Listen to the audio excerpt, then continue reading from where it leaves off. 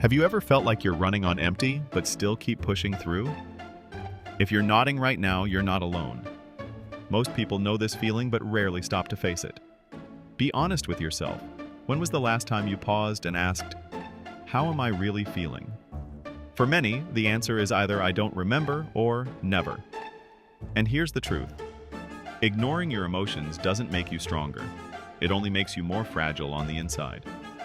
Sometimes we think that stopping to rest or care for ourselves is weakness, but in reality, pretending you don't have needs is what drains you the most.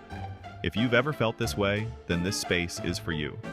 And if this resonates, hit like and subscribe to Hi Day Psych, because this is where we grow together, where psychology helps us face the things most people run away from.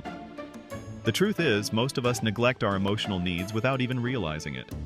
We're taught to keep busy, to keep achieving, to keep proving ourselves. But constant busyness can be a mask. It's often a red flag that deep down we're avoiding the feelings we don't know how to face. And the cost of ignoring those needs isn't just emotional exhaustion.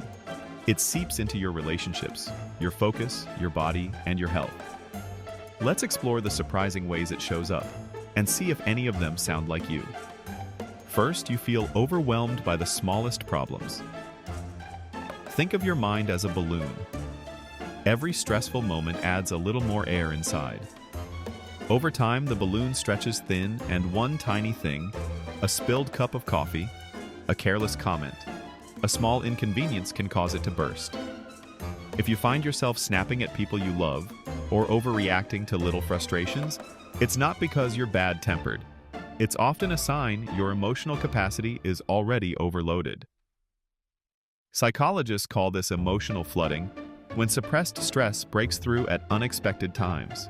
Ask yourself honestly, do little things sometimes make you explode?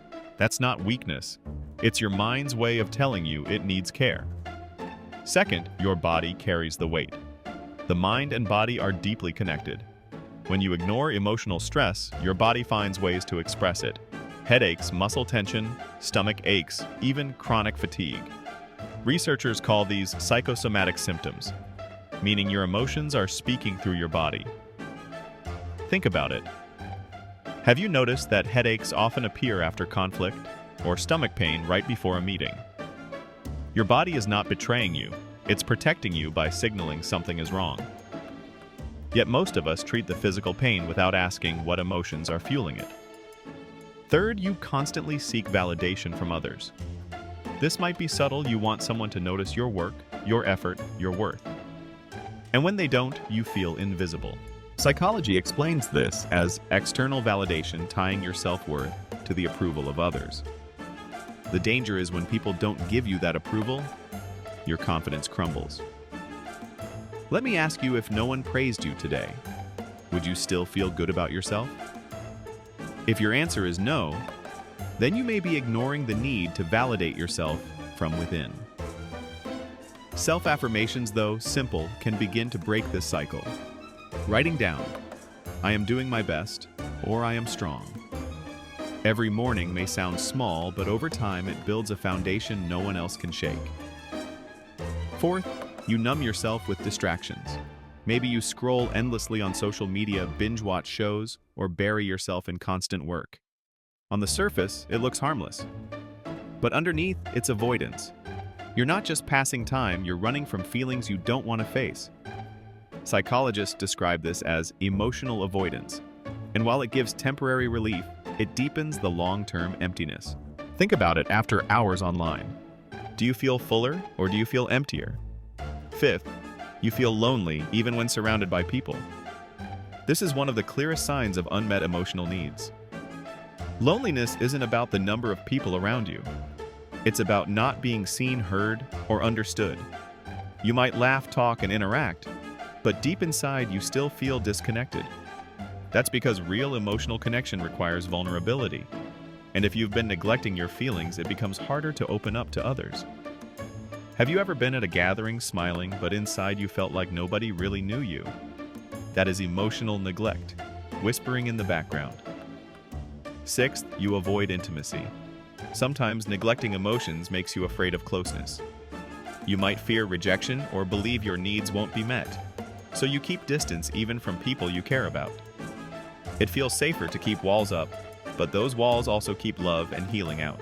Psychology shows that intimacy requires risk. Risk of being seen as imperfect, of being vulnerable. But it's in that risk that true connection is built. Seventh, you fall into unhealthy coping mechanisms. When your needs go unmet, you look for substitutes. Overeating, drinking too much, overworking, isolating. These are temporary numbing agents, not solutions. They don't heal, they distract. And the longer they go on, the more you drift from yourself. Now here's the good news. Neglect is not permanent. Healing begins with awareness. It's about pausing and facing what you've been running from. Start small. When you feel stressed, don't ignore it. Ask, what emotion is behind this? Write it down. Journal your feelings for a week and notice patterns. If a headache shows up after a meeting, ask, was I anxious? Did I feel unheard? Once you name the emotion, you begin to loosen its grip. Practice small acts of care. Take 5 deep breaths before reacting. Go for a short walk when emotions build up. Replace scrolling with journaling. And most importantly, let yourself be vulnerable. Let yourself need people. Let yourself rest. Because true strength doesn't come from pretending you have no needs, it comes from honoring them. So here's my question to you. What is one small step you can take today to care for your emotional needs? Maybe it's saying no to something that drains you. Maybe it's calling someone you trust. Maybe it's finally giving yourself permission to rest. Whatever it is, start small, but start. Remember, this taking care of your emotions is not weakness. It's one of the most powerful investments you'll ever make in your peace, your clarity, and your happiness. And now I want to hear from you. What have you been ignoring that your heart keeps whispering you need? Share your answer in the comments below, because your story might just help someone else feel less alone. And if this video has spoken to you, please support us with a like, subscribe, and turn on the notification bell, because together here at Hi Day Psych, we're building a stronger, wiser, more self-aware community.